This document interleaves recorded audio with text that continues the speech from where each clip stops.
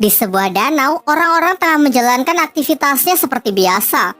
Di sana ada seorang ayah yang mencoba menghibur anaknya dengan melakukan beberapa atraksi renang di danau itu. Ia pun cukup sukses membuat anaknya tertawa gembira. Namun tak lama setelah itu sang ayah tidak lagi nampak di permukaan, yang kemudian diikuti dengan air danau yang seketika berubah warna menjadi merah darah. Sangat tragis, ternyata pria malang itu telah dimangsa oleh siluman danau. Kemudian datanglah seorang pendeta yang mengaku sebagai pembasmi siluman. Sebut saja Boy. Dengan ritual-ritual yang Boy lakukan, ia berhasil membunuh seekor ikan pari raksasa, di mana ia mengeklaim bahwa makhluk itulah yang selama ini menjadi monster danau. Warga pun dibuat sangat senang karena kini merasa telah aman. Tak lama setelah itu datanglah seorang pemuda bernama Jiang. Jiang mengatakan bahwa ikan pari itu bukanlah siluman danau. Sedangkan siluman danau yang asli kini masih berkeliaran bebas di dasar danau. Boy yang merasa diremehkan sebagai pembasmi siluman tak terima dan malah menuduh Jiang yang hanya bocah ingusan tak tahu apa-apa. Kemudian Jiang malah diikat agar tidak banyak bicara. Semua orang yang merasa sekarang keadaan sudah aman melakukan selebrasi dengan berenang-renang ria di danau itu. Tetapi naas karena ucapan Jiang ternyata terbukti. Ada makhluk buas yang mendekat, sayangnya Jiang yang diikat pun tak bisa bertindak dan tak ada orang yang peduli dengan peringatannya. Alhasil korban pun bertambah, sementara sisanya yang sangat ketakutan berusaha kembali ke darat. Namun ternyata darat juga bukan tempat yang aman karena siluman itu bisa menjulurkan lidahnya untuk menarik mangsa. Cara terakhir yang bisa Jiang lakukan adalah menyuruh semua orang agar tidak panik dan tetap di tempatnya. Terbukti hal ini cukup efektif, tetapi kemudian seorang anak mengacaukannya karena ketakutan berlari mencari ibunya.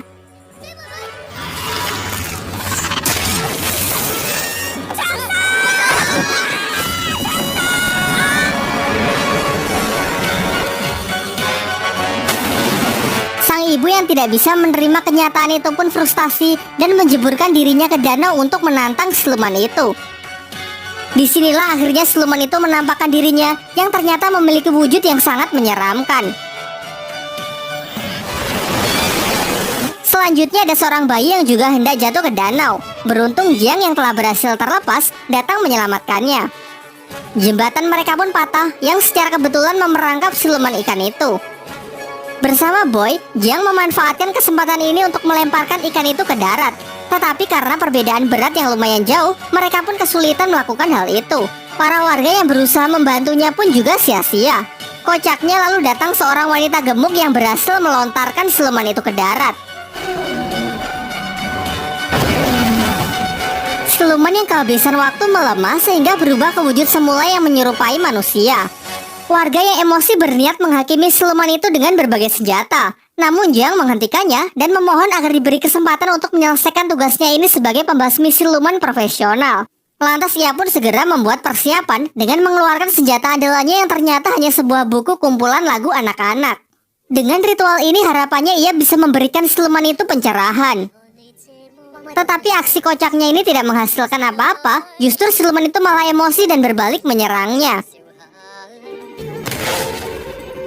Tiba-tiba datanglah seorang pembasmi siluman wanita bernama Duan yang menghentikan siluman itu, menghajarnya dan menyegelnya di sebuah kantong ajaibnya. Lalu ia menemui Jiang untuk memastikan apakah dia juga benar-benar seorang pembasmi siluman. Jiang berusaha meyakinkannya dengan menunjukkan buku ritualnya yang ia percayai dengan kumpulan lagu anak-anak itu bisa membuat siluman menjadi baik.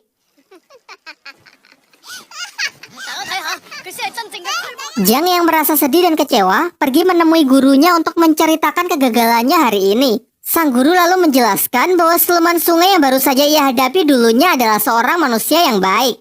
Pada suatu hari ia menyelamatkan seorang anak di sungai, tetapi warga salah sangka dengan mengiranya adalah seorang penculik.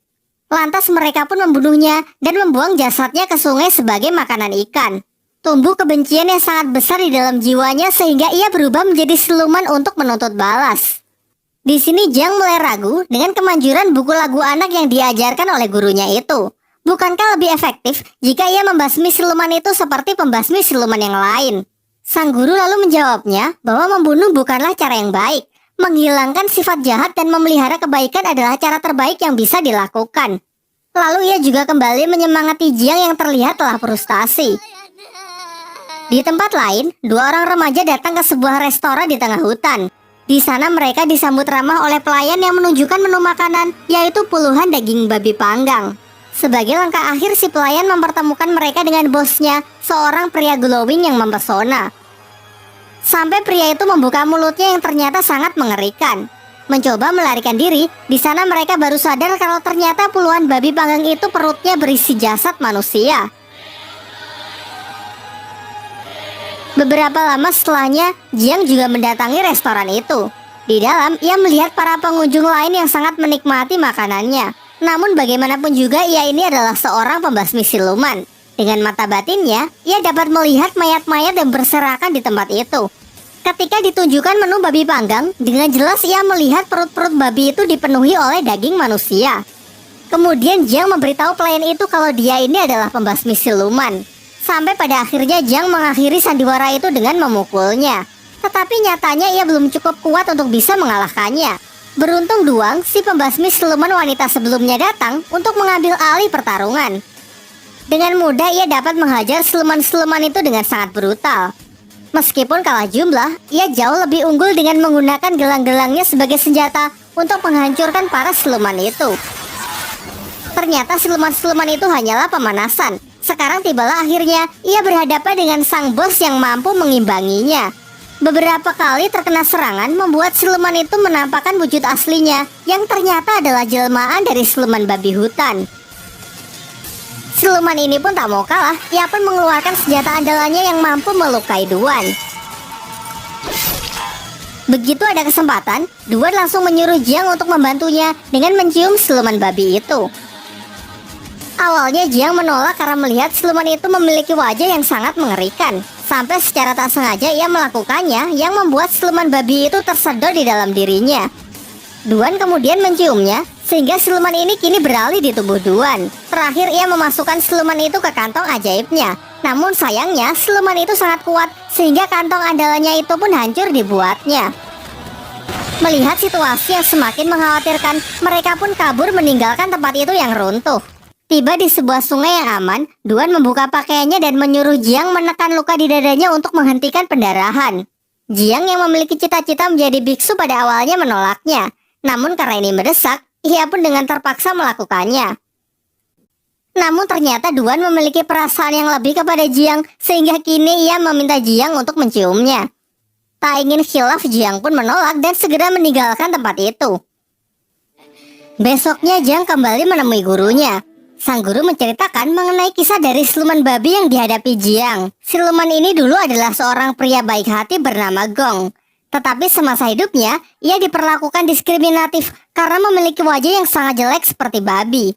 Meskipun begitu, Gong berhasil menikahi wanita yang amat ia cintai. Sayangnya sang istri malah berselingkuh dengan seorang pria tampan. Dan ketika ia mempergoki istrinya itulah, ia kemudian dibunuh menggunakan garpu tanah bermata 9. Karena kebencian yang sangat besar tumbuh di dalam jiwanya, Gong pun bangkit menjadi siluman dan bersumpah akan membunuh siapapun yang ia temui. Setelah mengetahui hal itu, Jiang meminta gurunya untuk membantu dalam mengalahkan siluman babi yang sangat kuat itu. Tetapi sang guru menolak dengan alasan masih sibuk bekerja. Ia kemudian menyarankan kepada Jiang agar meminta bantuan kepada Sun Wukong, sang kera sakti yang kini dikurung di bawah Gunung 5 Jari selama 500 tahun oleh sang Buddha Agung karena kesalahannya menentang aturan langit. Sebelum pergi, sang guru berpesan supaya Jiang berhati-hati karena Sun Wukong ini sangat sakti dan memiliki banyak akal licik. Tak lupa ia juga memberikan buku lagu anak untuk menghilangkan kebencian di dalam hati Wukong. Singkat cerita, Jiang berangkat dengan melintasi suatu hutan. Tetapi di sana ia malah terperangkap oleh sebuah jebakan. Kemudian datanglah kereta pemilik jebakan itu. Mereka adalah sekelompok orang yang mengaku dari barat yang bertugas membunuh siluman sekaligus membunuh pembasmi siluman. Di dalam kereta itu juga keluar beberapa orang lagi yang menjadi tawanan dari geng ini. Geng ini lalu menginterogasi mereka satu-satu, dan jika ada yang terbukti terdapat pembasmi siluman, maka akan segera mereka eksekusi. Jiang yang ketakutan pun mulai ragu untuk mengakui profesinya. Tetapi kemudian Duan mendekat dan mengatakan kalau mereka ini adalah suami istri yang sedang bertengkar. Jiang mencarinya ke hutan, dan secara tak sengaja ia malah terperangkap. Demi untuk membuktikan hal itu, geng tersebut meminta mereka agar melakukan hubungan suami istri. Berbeda dari Duan yang sangat bersemangat, Jiang menolak karena ia adalah seorang biksu. Akhirnya karena tak ada pilihan lain, Jiang pun nyaris bersedia. Sampai ia menemukan sebuah fakta kalau ternyata senjata yang tertancap di tangan Duan hanyalah sebuah mainan. Dari sini pun terungkap bahwa ini adalah sandiwara dari Duan yang sangat mencintai Jiang. Secara terang-terangan ia ingin menikahinya, memiliki seorang anak dan hidup bahagia. Namun dengan tegas Jiang menolak karena ia menginginkan cinta yang lebih besar, yaitu cinta dari Sang Buddha Agung. Hal ini membuat Duan patah hati, kemudian memukuli Jiang, bahkan sampai mengurungnya. Hingga mereka dikejutkan oleh kedatangan Gong, si siluman babi yang ingin menghabisi mereka. Lalu Duan meminta Jiang agar turun dari kereta karena ia ingin menabrakkan kereta itu ke siluman. Kereta itu pun hancur berkeping-keping. Jiang sangat cemas melihat Duan yang sepertinya terluka parah. Jiang merasa sedih dan seakan menyesali perbuatan ia sebelumnya. Namun lagi-lagi ini adalah sandiwara Duan untuk mengetahui isi hati Jiang yang sebenarnya. Gong yang terpental ternyata tak terluka sedikit pun dan siap melancarkan serangannya lagi. Beruntung datang seorang kesatria tangguh yang memiliki kekuatan hewan buas. Ia berhasil menandingi Gong yang membuat Gong ingin melarikan diri.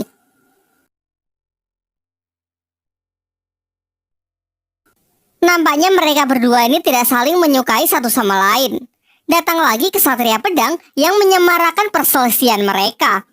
Meskipun ketiganya adalah pembasmi siluman yang sangat sakti, tetapi mereka memiliki sikap sombong yang hanya mementingkan popularitas semata. Jiang yang merasa muak berniat pergi melanjutkan perjalanan.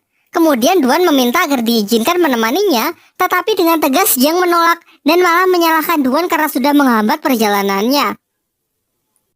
Duan yang merasa emosi merobek-robek buku lagu anak milik Jiang dan kemudian memukulinya. Tetapi itu tak mengubah sedikitpun pendiriannya sehingga ia tetap pergi. Singkat cerita, setelah melalui perjalanan yang lumayan sulit, tibalah Jiang di Gunung Lima Jari. Ia sangat yakin karena di sana terdapat patung Buddha Agung yang seperti dijelaskan oleh gurunya. Lalu dengan susah payah ia pun memanjat tebing yang curam itu hingga tiba di puncak. Suatu tempat indah yang dipenuhi oleh bunga teratai. Dari sekian banyaknya bunga, hanya satu yang memiliki warna berbeda dan dugaannya tepat bahwa ternyata itu adalah tempat di mana Sun Wukong dikurung. Berbeda dengan apa yang digambarkan gurunya, di sini Wukong bersikap sangat ramah kepada Jiang. Ia mengatakan kalau kebencian di dalam hatinya sudah lama hilang dan hanya menyisakan kebaikan dan keindahan.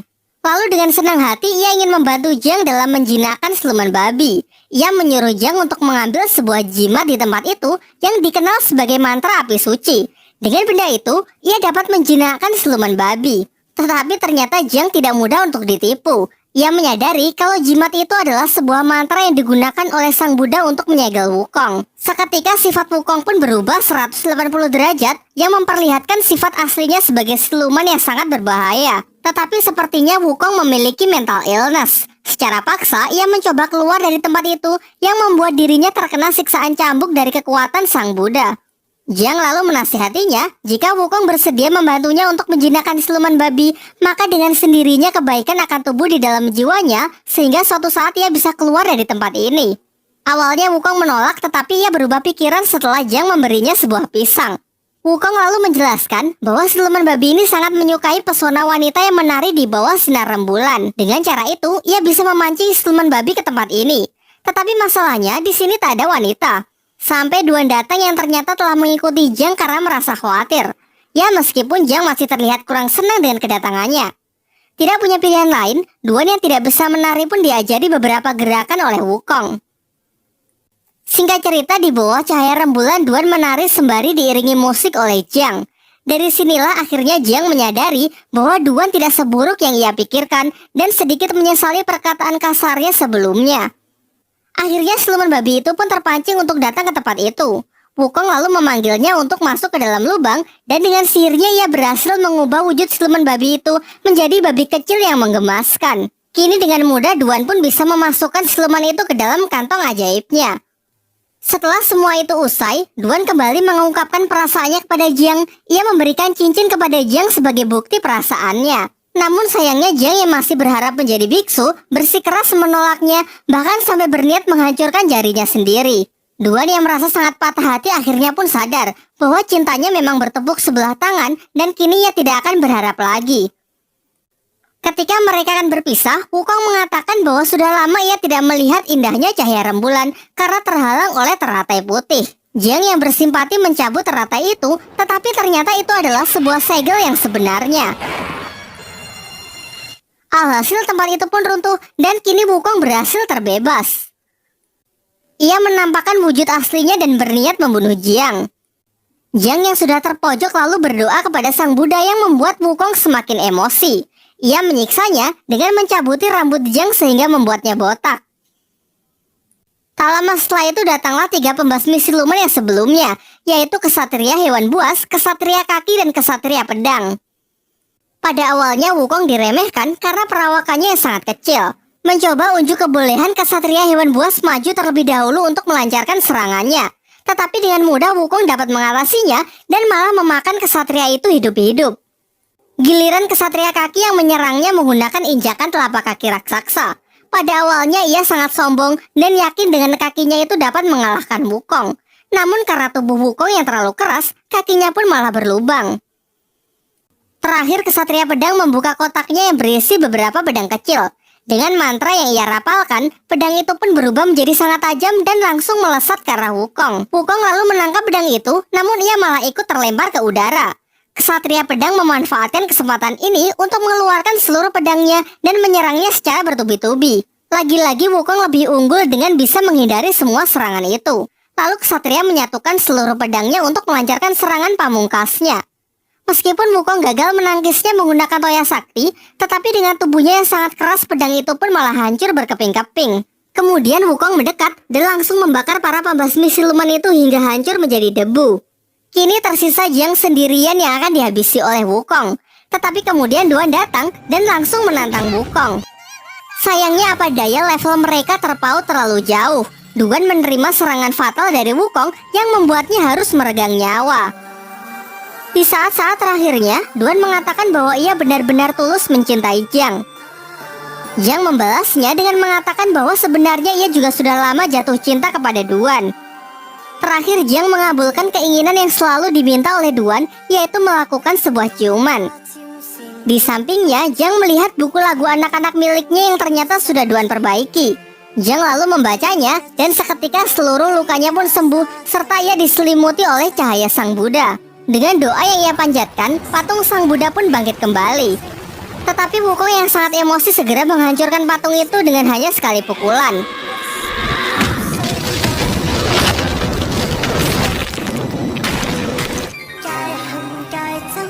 Tidak berhenti sampai di sana, di angkasa Sang Buddha Agung muncul dan menyerang Wukong dengan jurus tapak Budanya. Wukong mencoba menahan sekuat tenaga hingga berubah ke wujud kera raksasanya. Tetapi nampaknya meskipun ia keras sakti sangat mustahil menahan serangan sekuat itu.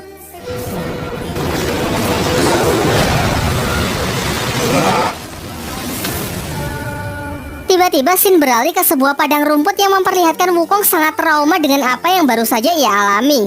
Kemudian Jiang datang untuk menenangkannya sekaligus mengangkatnya sebagai murid. Serta ia memberikan gelang peninggalan Duan yang ia rubah menjadi sebuah mahkota. Singkat cerita, Guru Jiang memberikan sebuah tugas agar Jiang melakukan perjalanan spiritual untuk mengambil kitab suci di wilayah barat demi membebaskan umat manusia dari penderitaan. Namun karena perjalanan itu sangat berbahaya, dipenuhi rintangan dan hambatan sehingga Jiang harus ditemani oleh 3 muridnya, yaitu siluman ikan, Wukong, dan siluman babi. Tamat.